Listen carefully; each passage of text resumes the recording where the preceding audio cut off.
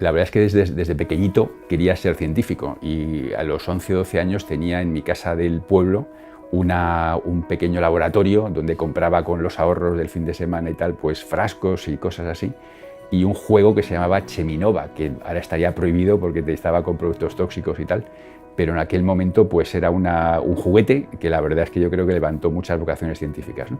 O sea que realmente muy desde el principio tuve claro que me gustaba la ciencia, que me gustaba la experimentación, que me gustaba la química y que me gustaba trabajar en el laboratorio. Y bueno, pues he tenido la fortuna de dedicar mi profesión y mi tiempo a la actividad que desde el comienzo pensé que era lo que más me iba, ¿no? Siempre hay una persona que de repente abre posibilidades y en aquel momento fue mi profesor de química cuando estaba en el colegio, que realmente pues, me expuso por primera vez pues, a todo el mundo de la ciencia y de la forma sobre todo de razonar. Y luego otra persona fundamental que fue mi profesora cuando hice la especialidad de bioquímica fue Margarita Salas. Margarita Salas fue la que me abrió la puerta y la perspectiva al mundo de la bioquímica, de la biología molecular, que en aquel momento era una cosa muy incipiente y que luego ha dado de sí lo que todos sabemos, ¿no? El periodo de tesis fue un poco único en el sentido de que al no mucho tiempo de empezar la tesis mi supervisor tuvo un accidente y murió. Entonces, a los 2 años más o menos de haber empezado mi proyecto allí, nos vimos en la situación de tener que acabar rápidamente la tesis y terminarla deprisa y corriendo y con otro supervisor distinto y tal. Entonces eso que en ese momento a mí me pareció una tragedia, la verdad es que con el tiempo pues, ha resultado en varias cosas. Una de ellas, y se lo digo a mis propios estudiantes, es que uno realmente no necesita tener a un supervisor encima tuyo para poder hacer un trabajo científico. Yo una cosa que me quedé muy sorprendido y que yo creo que ha sido también muy bueno para mi carrera y que recomiendo a todo el mundo que pase por estas fases, es el encontrarme en un ambiente académico donde no había jerarquías. Es decir, en España venía de un sistema académico muy estratificado, donde estaba el jefe, estaba el superjefe, vamos, al jefe prácticamente no se le podía ni toser, ni hablar, ni nada por el estilo. Entonces me encontré en California con un ambiente muy relajado, muy creativo y que estimulaba que la gente pues, participara muy activamente en todos los procesos, ¿no? Y ahí me quedé con la idea, que yo creo que es, luego me estoy muy útil durante mi carrera, de que no hay que tener miedo a la novedad y no hay que tener miedo a preguntar y a exponer la ignorancia de uno cuando quiere aprender cosas nuevas, ¿no? Bueno, es curioso porque en el momento que llegué al Pasteur fue el momento en que se empezaban a popularizar las tecnologías del ADN recombinante o de clonar genes y tal. Y el hacer una digestión con una enzima de restricción, el ver que aquello se cortaba, en que salía un fragmento de un tamaño, aquí una cosa absolutamente extraordinaria, ¿no? Entonces allí, pues en los meses que estuve, o el tiempo que estuve en el Pasteur, pues era justamente cuando la gente estaba empezando a moverse de una genética microbiana más clásica y más tradicional hacia todas las posibilidades de la ingeniería genética, ¿no? Entonces, bueno, pues para mí eso fue un descubrimiento absoluto y desde luego cambió completamente la perspectiva profesional. Yo creo que que la pasión por el conocimiento, la curiosidad, el talento, estos son cosas que yo creo que no tienen que ver con las generaciones. Existen todas las generaciones, existen una campana de Gauss con unos más talentos, otros menos, etcétera. O sea que yo no creo que allí haya cambiado gran cosa. Existe a lo mejor otra actitud distinta hacia el trabajo. En aquellos momentos yo creo que había más sentido comunitario, ahora los ambientes son mucho más competitivos, pero por otra parte ahora también la ciencia demanda otro tipo de mentalidad y de actitud hacia el trabajo, ¿no? Y bueno, pues yo creo que cada generación tiene sus ventajas y sus inconvenientes y yo creo que no se puede decir las generaciones antiguas eran muy buenas y las nuevas ahora son unos inútiles. No, en absoluto. Cada generación yo creo que ha hecho lo mejor que ha podido y con resultados muy buenos, ¿no? Bueno, aquí tengo un poco de sentimientos mezclados porque, como mencionaba anteriormente, yo nunca tuve un mentor y al final yo no sé si eso ha sido positivo o negativo, ¿no? Yo he tenido un poco mentores circunstanciales de los que he aprendido, pero nunca lo hemos formalizado, o sea, nos hemos sentado, vamos a hacer una sesión de mentoring, no, eso nunca lo hemos hecho, ¿no? Yo simplemente me he ido fijando cómo se comportaban los demás, los modelos de identificación, las historias de éxito, la gente que me gustaba, que no me gustaba, he intentado ir recopilando cosas que iban más con mi carácter, ¿no? En el aspecto de la dinámica del trabajo, yo lo más gratificante de ese trabajo es que uno está rodeado de mentes brillantes y es una cosa que para mí me produce una grandísima satisfacción. Por otra parte, está rodeado de gente joven. Eso yo creo que según uno va avanzando en su carrera, pues se da cuenta de lo importante, ¿no? Yo siempre he sostenido que la creatividad es algo que termina a los 35 años, ¿no? Entonces, si uno mira los grandes descubrimientos en la historia, la mayoría lo han hecho personas entre los 20 y los 35, ¿no? Luego les han dado los premios Nobel a los 80, ¿no? Pero los descubrimientos seminales se hace cuando la gente es muy, muy joven. Pues porque uno tiene las neuronas más en su sitio, porque tiene, en fin, hay toda una biología detrás de la creatividad que está en su punto álgido en ese periodo de tiempo, ¿no? Entonces, yo creo que a partir de los 35 o a partir de un poquito más, pues entonces uno tiene la experiencia, tiene los contactos, tiene las lecturas, pero necesita succionar de su alrededor las ideas. Y yo creo que he tenido la suerte de ir montando equipos de investigación en los que hemos formado una simbiosis muy buena entre mi experiencia y mis contactos y tal, y luego las ideas que surgían de la gente más joven, porque la biología impone que la mayor creatividad venga de la gente joven, no de la gente ya un poquito más mayor. Pues yo creo que las ventajas es que cada vez la sociedad y la economía y la industria dependen cada vez más y más y más y más de la biología, ¿no? Se ha argumentado que el siglo pasado fue el siglo de la física y lo que tenemos ahora, los teléfonos móviles y tal, pues es el resultado de toda la investigación de la física. Y vamos, yo creo que hay un cierto consenso, por decirlo así, de que este siglo y lo que viene a continuación vamos a depender totalmente de la biología, ¿no? Entonces la biología pues ha dejado de ser una ciencia, vamos a llamarla, no voy a decir marginal, pero una ciencia un poco fuera de todo lo que es el núcleo del avance de la sociedad y tal, y realmente se ha convertido en uno de los pilares de nuestra sociedad y de nuestra economía del futuro, ¿no?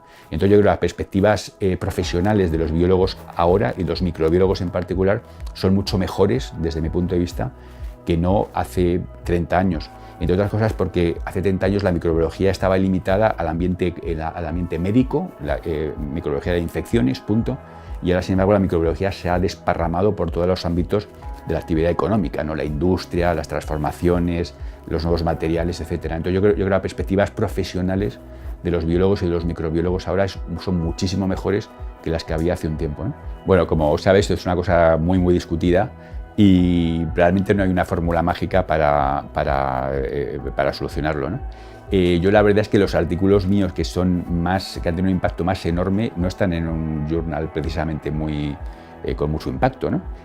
Pero son de los que estoy más orgulloso, sencillamente porque en estos artículos propuse unas tecnologías, unas herramientas que luego han sido usadas por cientos y cientos de personas, ¿no?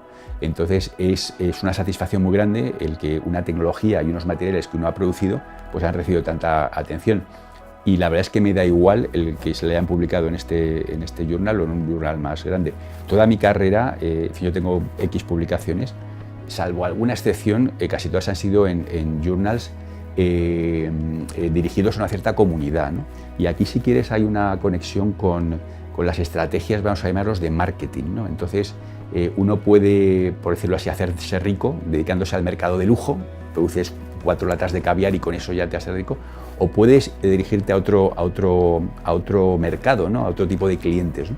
Y yo la verdad es que he buscado sobre todo una clientela, por decirlo así, científica, que apreciara mi trabajo y sobre todo que se pudiera beneficiar de mi trabajo. Y ahí he encontrado, digamos, un amplio grupo de personas que casi me siguen en el trabajo que nosotros hacemos y que es lo que más satisfacción me da, ¿no? Bueno, yo creo que ahora mismo el problema número 1 que tenemos como humanos y como planeta es el cambio climático. Punto. Es decir, no hay otro más grave y cuando uno ve los datos es realmente terrorífico, ¿no?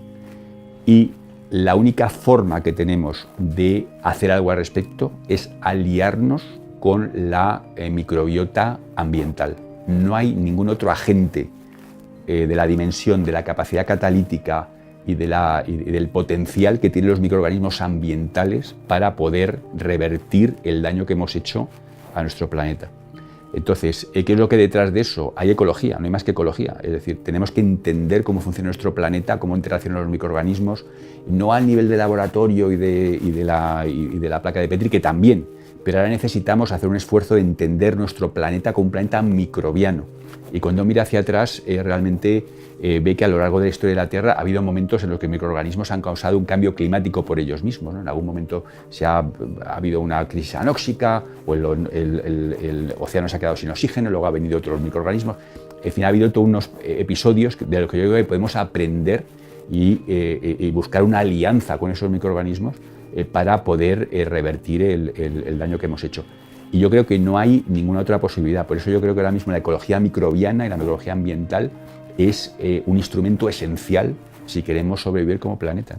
Bueno, todo depende de la escala. Es decir, yo siempre argumento que si viniera un extraterrestre y mirara el planeta con muy poca resolución, la forma que nosotros nos comportamos pues posiblemente esté regido por las mismas normas que rigen las comunidades microbianas. Entonces, hay problemas de gestión de recursos, de competición, de guerra, de estratificación en clases, de división del trabajo, de productos que se generan a través de sustratos. Es decir, hay toda una estructura social en las bacterias que anticipa y a pequeña escala replica exactamente lo que vemos a gran escala en las sociedades humanas. Hay toda una rama de la biología, de la microbiología, lo que llama la sociomicrobiología, ¿no? Que bueno, pues está relacionada justamente con este tipo de cosas.